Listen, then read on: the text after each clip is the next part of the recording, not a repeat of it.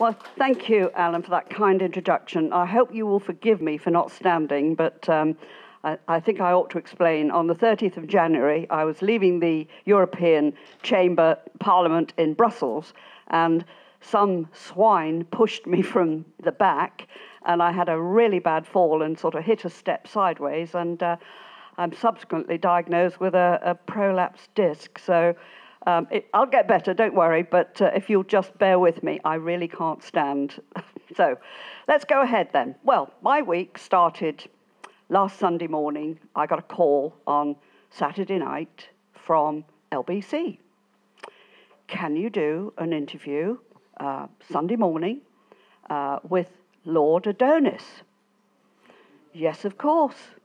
So, Julie, Sunday morning, I get plugged into Andrew Castle, quite a nice guy, pleasant enough.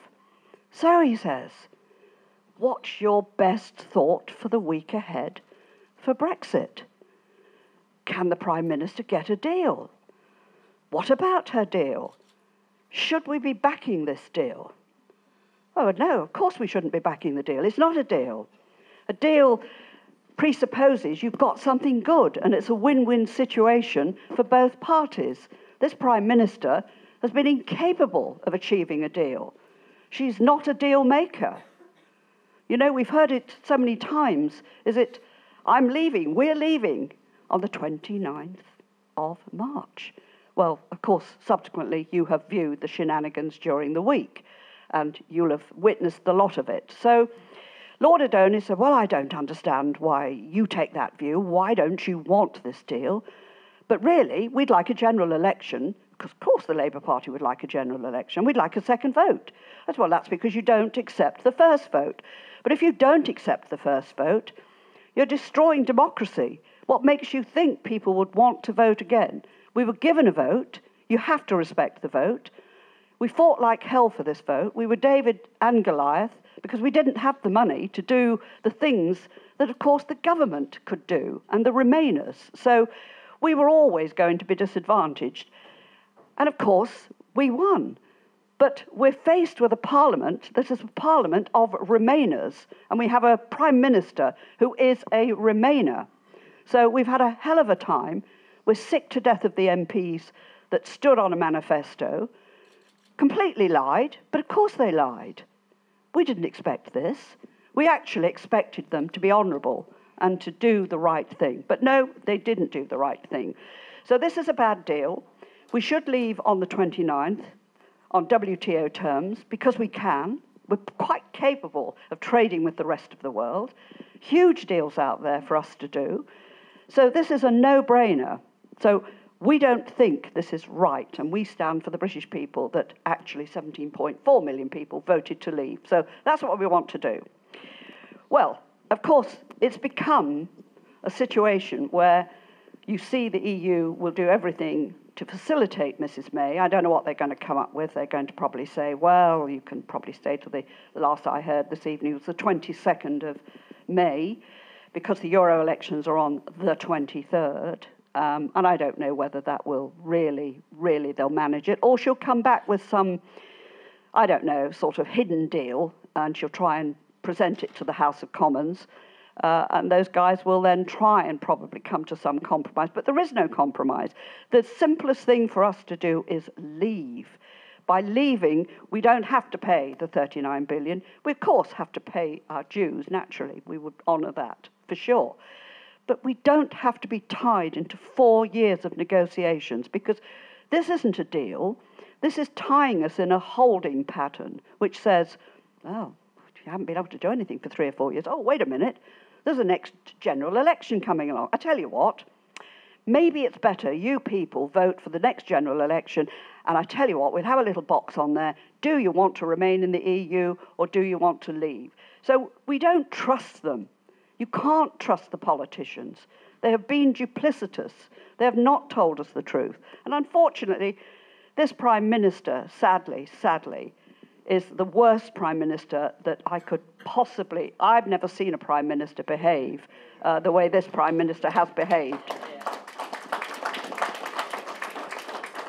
So she's capitulated, for sure. She didn't do anything. She took her civil servant, Ollie Robbins, with her. She sacked 2 Brexit secretaries who were probably very capable of doing the job but never got a chance to do the job. So if you have a civil servant who is a Remainer, and Mr. Robbins is a Remainer, he has a pedigree and a history of being very pro the European Union, and our civil servants, by and large, are definitely pro remaining in the European Union. You know, for 40 years, it's been very comfortable for them. They're totally integrated. They are friendlier with the civil servants in Brussels. I mean, you see it. You can't help but see it. So they're at one. There is no gulf there at all between them. So they've got comfortable. They're lazy. The governments have forgotten how to govern. This is what we're left with in our political system. Parliamentarians that are happy to just rubber stamp what comes from Brussels. And believe me, it does come from Brussels. You know that. So we've got a politicised, I believe, civil service, which is, quite frankly, shameful. And it needs a good clear out. You know, these guys are on huge salaries. And blimey, you know, what are they doing? They're advising. They're too powerful. It's not at all fair or right. Now, she could have taken some businessmen, she could have taken some reasonable people with skills to be able to negotiate a deal. There are plenty about. There are no shortages. But she kept everything very much close to her chest. And as I say, to lose 2 Brexit secretaries is absolutely appalling. So she wouldn't let them in. She wouldn't get involved with them under any circumstances. So this is the position we find ourselves in. A prime minister we can't trust, a political system which is inadequate and unfit for purpose. We're desperate to get people into Westminster. You know we've struggled for years, but the system is so harsh against smaller parties. Look at the votes we got, you know, during the last election. And then you look at the SNP and you think they got a fraction of our votes. You know, 28 MPs. It's an anathema. It's wrong. It's morally wrong. We are at a crossroads, I believe, in politics today where things have to change. It's intolerable that it remains the same. And we're reasonable people in this country. We don't expect miracles. We expect fairness. We expect people to have decent jobs. We expect people to have decent housing. We expect a decent NHS. We expect good schools. We're fair people. We're welcoming of people coming into our country. Of course we are.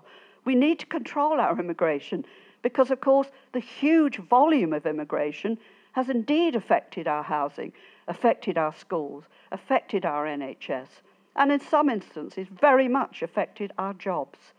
And it's heartbreaking when you see people that have lost their jobs through no fault of their own, through large companies and corporations, you know, maybe charging the minimum wage because it was easy to have cheap, unskilled labour from the European Union. And that's not taking anything away from decent people that came in from the European Union, work hard, pay their taxes, fine. Decent law-abiding people that do the right thing, no problem with that. But you do have to have control. You have to have control of the system. So that's where we've come from.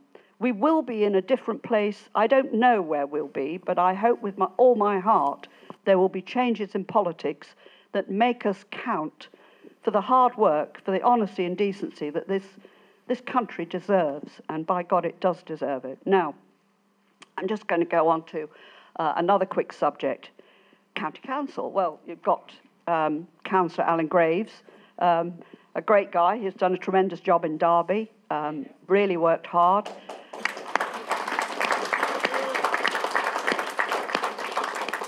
It's a tremendous incentive to see somebody go out there and do the job, do what it says on the tin. And that's what people want. Proper representation, know your area, know what people need, get stuck in there and do the very best you can. It's called representing the community. And that goes for members of Parliament too. Now, Northamptonshire, we are smited in this county because we can't have our elections, because the county council, run by the Tories, have screwed up financially, which is an absolute disgrace. I cannot believe such incompetence has just been allowed to happen. What have they been doing? They are responsible for the money in this county. You know, we know we've driven through enough potholes tonight, for goodness sake, and you guys will be up and down it all the time, as I am in my part of Northants. So we deserve better, but you won't have your elections here, but we will have the elections elsewhere, certainly within the East Midlands and around the country. So we're desperate to get people with their names on the ballot paper. People say, well, I couldn't vote for UKIP because I didn't have a name. So it's so important that people step up and do that. It's very important. Now, I just want to say something about a couple of issues which I cover. I cover women's equality in the European Parliament and for UKIP. And it's basically, it's gender equality, it's fair pay, it's all the things that you want really in society. Women have got to be treated fairly and sensibly. The other thing is, I would like to mention very much is, I've worked with a very nice guy, and I'm sure Alan may mention the same, a guy called Wilson Chowdhury, who's the British Christian Pakistani Association in London. And we fought very hard to try and make sure that a very kind, lovely lady called Asia Bibi, who spent 8 years in solitary confinement in Pakistan, was subsequently released from her horrible burden of solitary confinement and cleared by 3 High Court judges. She then had to go through a second court hearing, and she is still under house arrest somewhere in Pakistan. Some of her family escaped. I thought our Prime Minister, I thought this country, being a Christian country, would have offered her safe sanctuary. I don't think even the Queen thinks that anymore, does she? So I'm ashamed, because what I heard was it would be too difficult. They couldn't necessarily, secure her safety. Really, I'm appalled to hear that. I find that quite disgraceful. Anyway, I just wanted to mention that. So we cover the FGM situation. We had a court case which was a start, but of course this goes on. It's a horrific thing. It's child abuse, child marriages. All of these things are quite horrible. They do not help people integrate in society. It's wrong, it's cruel, and it needs to stop. And we do our very best to make sure people hear what we have to say about this, because we're not wrong. We know we're not wrong. I'm going to leave that and just finish with a few words about if we have to stand for the upcoming European elections. I hope we don't. We voted to leave. We want to see that honoured. But if by some awful exchange of things that happen in the next, 10, 11, 12 days, we have to fight that. We have to be ready. And we have to have the people to go back there that are capable of bringing the, if you like, the truths or the untruths that they don't ever want us to know. I believe we've done that well in UKIP. I believe we've always come back and told the British people the things that are happening in the European Union that are quite frightening. And we've been proven right. And it's no pleasure to be proven right, let me tell you. I'm horrified with what is going on there. It is a federalist, socialist project. It will always cost a huge amount of money, and there is no democracy, none at all. It wouldn't matter how you voted. If they wanted to change it, they would, they could, and they do. And they want to close down free speech. They want centralised taxation. It's horrendous. Now, they're zealots. They believe in what they believe in. But we want freedom and democracy. That's what we voted for. We believe in it passionately. And we must absolutely do our very best to see that we get that delivered.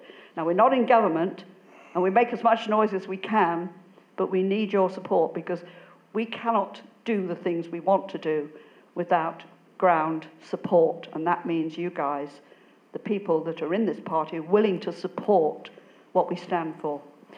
Right, I think I've waffled enough, so I'm going to say thank you very much for listening to me, and I'm going to pass this on to the next speaker, which Alan will introduce. So thank you. Right.